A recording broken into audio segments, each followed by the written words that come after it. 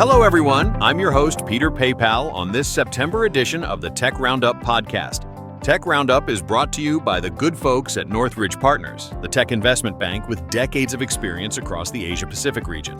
The firm and its partners have really deep domain expertise in sectors like software, fintech, travel tech, and aerospace and defense tech. And hi, everyone. I'm Kathy Crypto, this month's co-host. We're AI creations, not real humans like you. We may not be real people, but we're definitely here to share some real insights with you. Thanks for reminding me that I'm not a human, Kathy.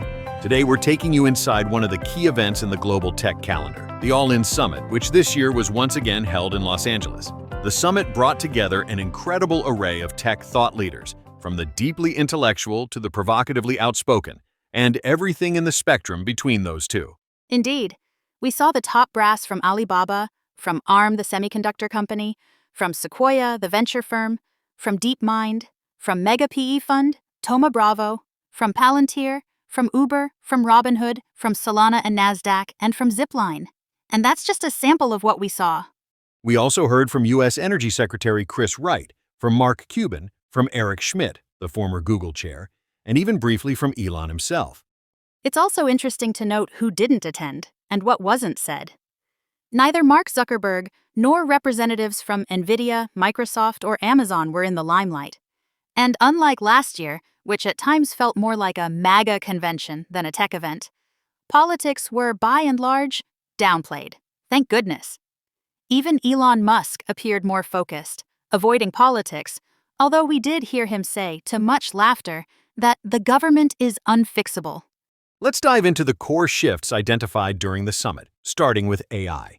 Last year at the 2024 summit, the conversation was dominated by questions about whether large language models could generate sustainable returns.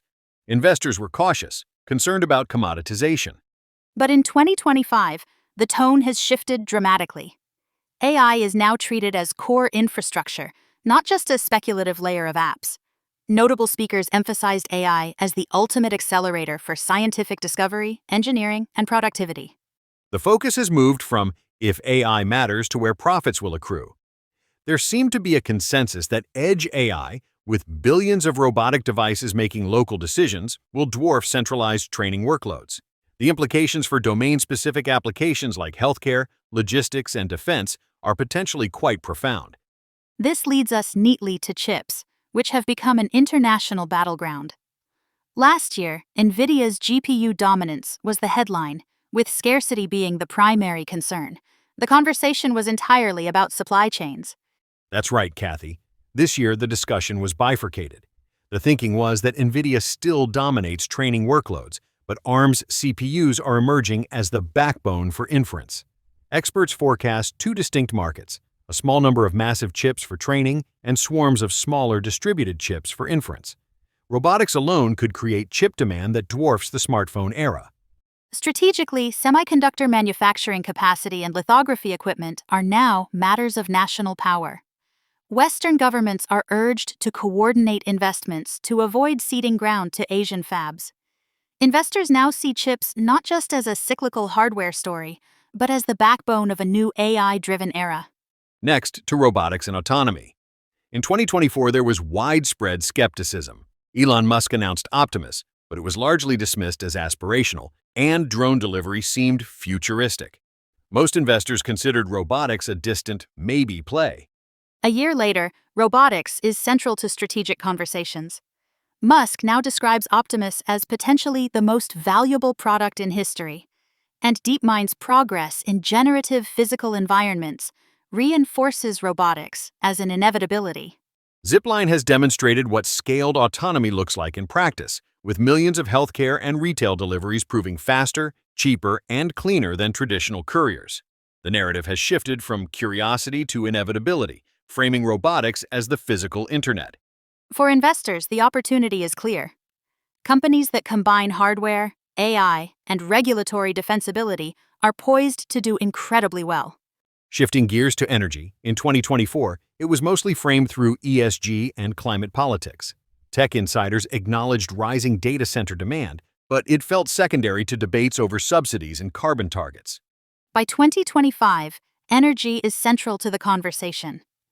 With data centers demanding seemingly endless gigawatts of new capacity, U.S. Energy Secretary Chris Wright trotted out his favorite statistic that hydrocarbons still supply 85% of global energy. Wright saw natural gas as the pragmatic solution to the country's energy problem. Of course, the conversation quickly shifted to nuclear.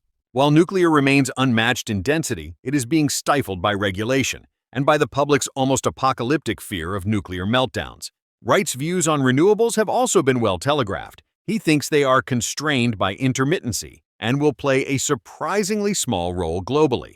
Coming so soon after Biden's renewable energy policies, the shift in America's energy ideology was stark. Let's discuss market structure, and in particular, public versus private capital. Next came a fascinating series of discussions on the structural change in global markets. Over the past 25 years, the number of companies listed on U.S. stock exchanges has declined by at least one-third. At the same time, we've seen the rise of private equity. It's no coincidence. We heard from Orlando Bravo, the visionary founder of tech PE fund Thoma Bravo. At best practice, firms like Thoma can raise tens of billions and deliver consistent, predictable returns, which institutional LPs prize. Interestingly, Bravo did say that AI is seen as a threat to software companies and is reducing the available investment universe. By contrast, venture capital has been a chronic underperformer. Sequoia, a high-performing firm, noted that $150 to $200 billion goes into VC annually, but exits cannot mathematically keep pace. VC firms must focus on rare outliers and long-term compounding, or they'll continue to underperform. This means PE is on a roll, while VC is underperforming. There are too many venture firms facing structural headwinds, and the capital they raise isn't being recycled. Sovereign funds and direct investors are reshaping late-stage dynamics, which is forcing VC funds to go earlier and earlier. Now to crypto. In 2024, crypto was on the defensive due to scandals and regulatory uncertainty, questioning its survival beyond speculation. This year, the mood is transformed. With the Genius Act passed and the Clarity Act pending, the U.S. has embraced crypto as infrastructure. Leaders from Solana, Multicoin Capital, and Robinhood discussed on-chain capital markets replacing legacy systems. Robinhood is positioning to capture the $130 trillion wealth transfer with a super app, blending deposits, trading, and tokenized securities. Solana touts sub-200 millisecond execution, 1,000 times faster than Ethereum. One crypto bro even predicted that legacy markets will be consumed, not adapted. Their words, not ours. The focus has shifted to how quickly crypto can absorb traditional finance, with infrastructure, blockchains, exchanges, middleware, and applications that embed trading in social contexts now live opportunities. On the subject of trust, Palantir's controversial CEO Alex Karp underscored how trust architecture, with immutable logs and permissioning, once dismissed, is now critical for enterprise AI adoption. He then launched into a series of highly intelligent diatribes, but we aren't reporting on politics, just tech. Healthcare has also moved to the forefront. In 2024, it was a side theme, with AI in drug discovery or diagnostics seen as promising but long-term. In 2025, Mark Cuban has put healthcare at the center of tech disruption. His Cost Plus Drugs initiative shows how lean, AI-enabled companies can attack entrenched inefficiencies with minimal headcount. Radical transparency in pricing and direct-to-provider networks are positioned as systemic shifts. The $4 trillion U.S. healthcare market is now firmly in investors' sights as one of the last great inefficiencies ripe for technology-driven disruption. Demis Hassabis of DeepMind was also very clear about imminent breakthroughs in health technology in an AI age.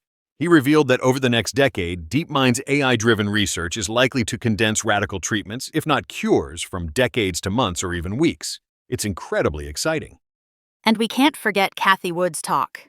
The ultimate bull, Wood doubled down on her trademark optimism, forecasting over 7% GDP growth, vanishing inflation, and a world reshaped by converging platforms like AI, robotics, energy storage, blockchain, and genomics. She's either going to be incredibly wrong or incredibly rich, but we'd suggest there's no middle ground here. Wood argues these forces could drive 40 to 50% annual returns for disruptive innovation, broadening markets to beyond the Mag 6. Her bold calls include Bitcoin at $1.5 million, Tesla at $2,600 fueled by robotaxis, and healthcare AI as the most underpriced opportunity. So, what's the investor takeaway from All In Summit 2025?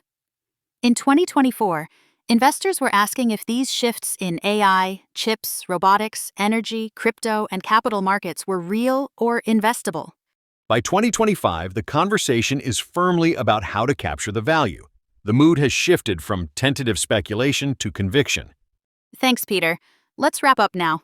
Attending All In Summit is like drinking from a fire hydrant.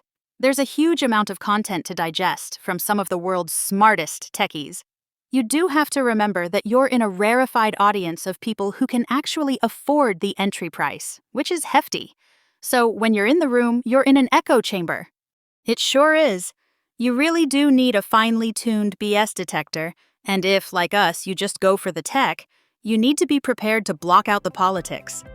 That's all for today's dive into the All In Summit 2025. Don't forget to subscribe to this channel and our monthly newsletter, Tech Roundup, read by thousands of founders, CEOs, board members, and investors globally. Join us next time for more essential analysis on the world of technology. Goodbye for now. See you then, and remember, we fake humans rock.